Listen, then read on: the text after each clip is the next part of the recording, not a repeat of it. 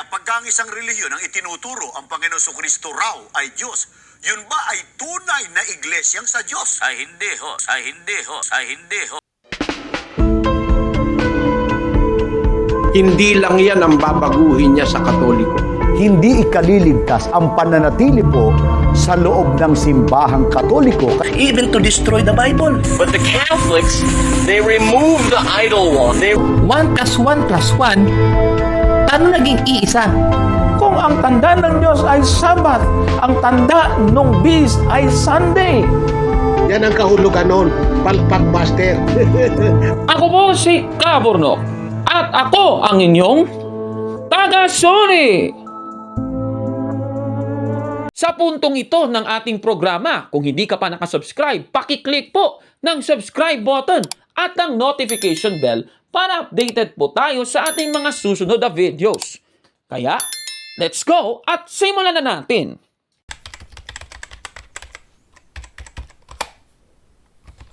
Magandang araw mga kabatid and welcome na naman po sa isang bagong episode ng Taga-Suri.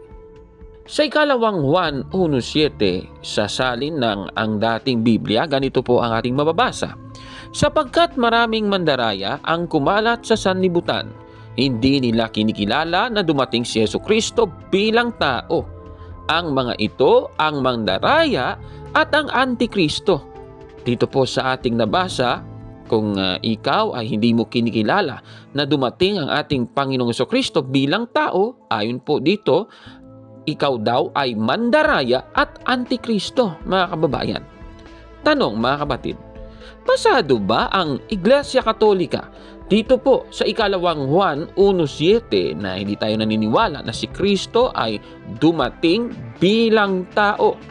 Ano bang pagkakilala ng simbahang Katolika sa ating Panginoong Jesucristo? Babasahin natin ang ating katisismo sa Catechism of the Catholic Church, paragraph 456. Ganito po ang ating mababasa.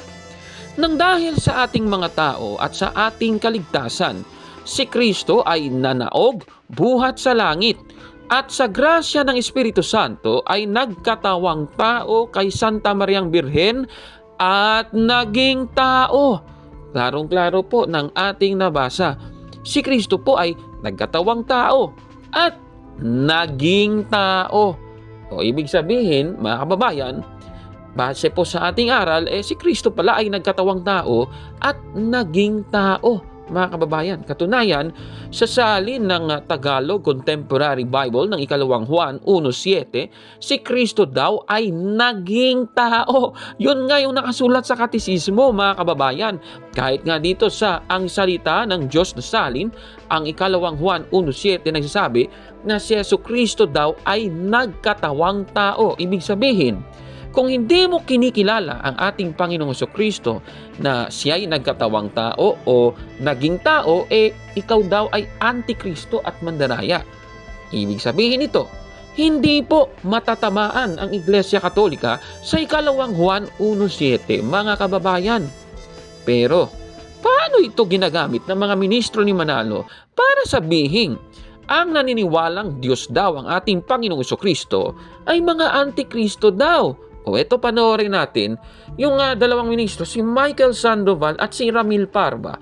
Mga kapatid. Kaya pagka ang isang relihiyon ang itinuturo ang Panginoon Kristo raw ay Diyos, yun ba ay tunay na iglesyang sa Diyos? Ay hindi ho. Dahil sa pakinggan po natin muli ang pahayag ng Biblia. Ito aking babasahin, ikalawang Juan 1:7 sa isang salin ng Bibliang The Voice. Ito po ang ating mababasa, ililiwat na namin sa wikang Pilipino. Ang masamang daigdig ay puno ng mga sinungaling at pandaraya na tumanggi sa katotohanan na si Jesus na pinahiran ay naparito sa mundo bilang isang taong may laman at dugo. Ang mga taong ito ay manlilinlang at mga Antikristo. Ang sabi po ng Biblia sa atin, kapatid na Michael at mga gilim naming mga taga-subaybay, yung mga taong napunta o narito sa sanglibutan na tumatanggi na ang ating Panginoong Hesukristo ay tao, may laman at may buto, sabi ng Biblia, sila ay mandaraya, mga Antikristo, manlilinlang Pag sinabi namang Antikristo, kalaban ng ating Panginoong Hesukristo. Kaya hindi tunay na iglesia ng Diyos. Paano po ninyo sasabihin na kayo ay nasa tunay na iglesia o relihiyong sa Diyos kung ang paniniwala po ninyo ay labag sa itinuro ng ating Panginoong Hesukristo sa pamamagitan ng kanyang mga apostol? Ayan, so napanood po natin si Ramil Parba at si Michael Sandoval, mga kababayan, sa kanilang programang Ang Tamang Daan. Ayon sa kanila, ang mga naniniwalang Diyos daw ang ating Panginoong Hesukristo ay mga Antikristo. Ayon sa ikalawang Juan 1:7. Kasi yung ginawa nila para mapalitaw na yun nga talaga, binasa nila itong salin ng The Voice Bible, mga kapatid. Tanong, totoo ba ito, mga kababayan? Suriin nga natin. Sa salin kasi ng The Voice Bible ang sinasabi, who deny the reality that Jesus the Anointed has come into the world as a man of flesh and blood. At kung ikaw daw, if you deny that, automatic, mandaraya ka daw at Antikristo. Tanong, base ba sa saling ito at sa argumentong kanilang sinasabi, pasok ba ang Iglesia Katolika sa talatang ito? Susuriin natin yan at balikan. Sa ating katisismo nakalagay naman, si Kristo nagkatawang tao at naging tao. Ibig sabihin, mga kababayan, suwak po, mga kababayan, naging tao. He come into the world as a man of flesh and blood. Kaya, hindi po pasok ang Iglesia Katolika sa ikalawang Juan 1:7, mga kababayan. Ano ba ang dapat kasi na pagkaunawa dito po sa ikalawang Juan 1:7 ayon po sa nagsalin ng The Voice Bible? Tingnan nga natin. Babasahin po natin yung The Voice Bible. Siyempre, itong ating babasahin yung saling ito ng Biblia 2011 edition. Ito, babasahin natin yung preface ng ikalawang Juan sa page 400. Ganito po ang ating mababasa. Binalaan niya ang panganim ng mga huwad na guro, gaya ng ginawa niya sa kanyang unang sulat. Ang mga huwad na guro na tumatangging si Jesus ay parehong ganap na Diyos at ganap na tao ay hindi dapat pinahihintulutan. Klarong-klaro ng ating nabasa, mga kababayan. Ibig sabihin, mga kapatid, si Kristo, ayon po sa nagsali ng The Voice Bible, ay parehong ganap na Diyos at ganap na tao, mga kababayan. Ibig sabihin, mga kapatid, ang nagsalin pala ng The Voice Bible ay nagsasabing tunay na Diyos din ang ating Panginoong Hesukristo. At siyempre, yan po ay totoo ayon po sa ating katisismo, Catechism of the Catholic Church, paragraph 480, ganito po ang sinasabi. Si Hesukristo ay Diyos na totoo at taong totoo at kaisa ng persona ng Diyos. Dahil dito, siya lamang ang kaisa-isang tagapamagitan ng Diyos at ng mga tao. Klarong-klaro po ng ating nabasa, mga kababayan. Ibig sabihin, hindi talaga tayo mapapatunayang natatamaan sa ikalawang Juan 1:7. Katunayan, sa salin nga niya ng Matthew chapter 28 verse 19, ito babasahin natin. Go out and make disciples in all the nations. Ceremonially wash them through baptism in the name of the Triune God, Father, Son, and Holy Spirit. Klarong-klaro. Si Kristo kabilang pala doon sa Triune God, mga kababayan, na siyang Father, Son, and Holy Spirit. Mga kababayan, kaya tama talaga na sa Biblia, ang kalikasan ng ating Panginoong Hesukristo ay tunay na Diyos din, mga kapatid. Kaya itong sinasabi nila na Ang sabi po ng Biblia sa atin, kapatid na Michael at mga gilim naming mga taga-subaybay, yung mga taong napunta o narito sa sanglibutan na tumatanggi ng ating Panginoong Hesukristo ay tao, may laman at may buto. Sabi ng Biblia, sila ay mandaraya, mga Antikristo, manlilinlang. Pag sinabi namang Antikristo, kalaban ng ating Panginoong Hesukristo. Kaya hindi tunay na iglesia ng Diyos. Paano po ninyo sasabihin na kayo ay nasa tunay na iglesia o relihiyong sa Diyos kung ang paniniwala po ninyo ay labag sa itinuro ng ating Panginoon Kristo sa pamamagitan ng kanyang mga apostol. Palpak. Busted! Yan! Nako! Kawawa naman talaga itong dalawang ito. Ano? So, ano pa ba ang modus operandi ng mga ministro ni Manalo para masabing ang naniniwalang Diyos ang ating Panginoong Kristo ay mga antikristo daw? O ito, panoorin natin. Yung tumatanggi na sa pagtuturo ng ating Panginoong Kristo'y tao, ang tawag dyan mga bulero at mga antikristo. O, ito, pakinggan natin sa ikalawang Juan 1:7 dito po sa the message. Ito po yung ating mababasa. Maraming bulerong nagdudunong-dunungan ang nakakawala sa daigdig na tumatangging sumampalataya na si Jesucristo ay tunay na tao, isang may laman at dugo na tao. Ibigay mo sa kanila ang tunay nilang titulo, manloloko, antikristo. Dito sa binasa natin, kapatid na Michael, pagka may nagsasabing ang ating Panginoon Kristo ay tumatanggi na si Kristo'y tao, taong may laman at may buto. Ang tawag dyan ng Biblia, ang titulo para sa kanila, manloloko at antikristo. Pagka sinabing antikristo, ano sa Tagalog yun? Siyempre, kalaban. Kalaban ng ating Panginoon Kristo. Pag sinasabing manloloko, alam na natin si Kristo'y tao, taong may laman at may buto. Ang tawag dyan ng Biblia, ang titulo para sa kanila, manloloko at antikristo. Pagka sinabing antikristo, ano sa Tagalog yun? Siyempre, kalaban. Kalaban ng ating Panginoon Kristo. Pag sinasabing manloloko, alam na natin Aba! Grabe naman yan, ha? Ayon po sa kanila, mga kababayan, talagang antikristo po ang naniniwalang Diyos ang ating Panginoong Kristo at hindi tao. Ayon sa ikalawang Juan 1:7 na yung binasa naman nilang salin ay yung The Message Bible, mga kababayan.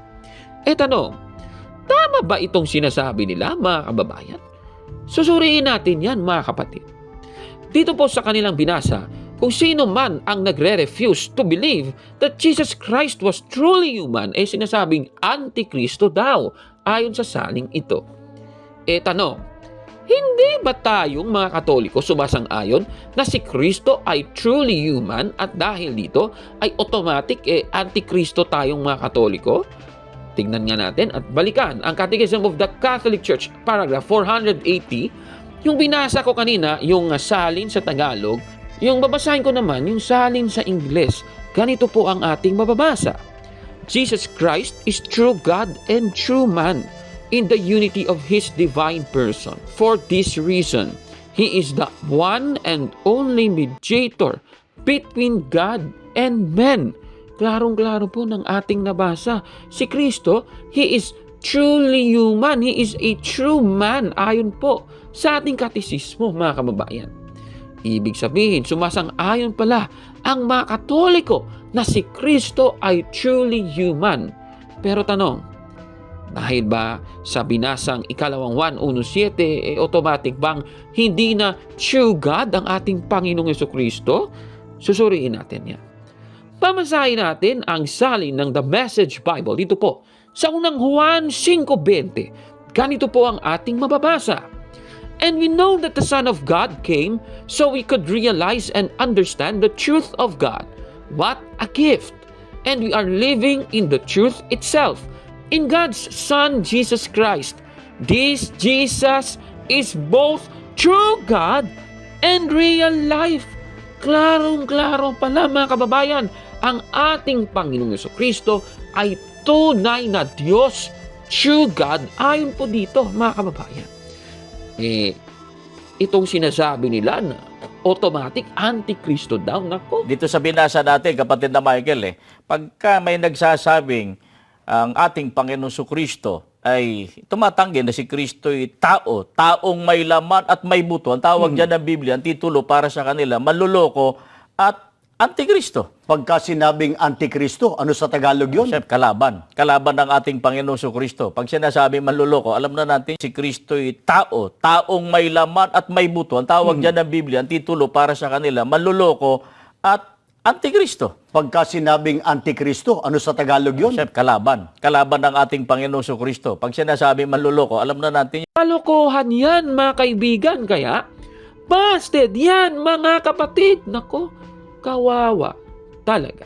Dahil dito, sa ating mga na-expose, mga kababayan, sino ba talaga ang Antikristo? Ayon po sa Biblia.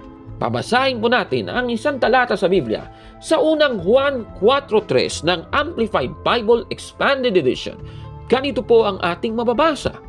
And every spirit that does not confess Jesus, acknowledging that He has come in the flesh, but would deny any of the Son's true nature, is not of God. This is the spirit of the Antichrist, which you have heard is coming, and is now already in the world. Klarong-klaro po ng ating nabasa kung sino daw ang nagde-deny ng kahit isa, any, yung ginamit na salita, any, ibig sabihin, hindi lang isang kalikasan yon. So, di ba?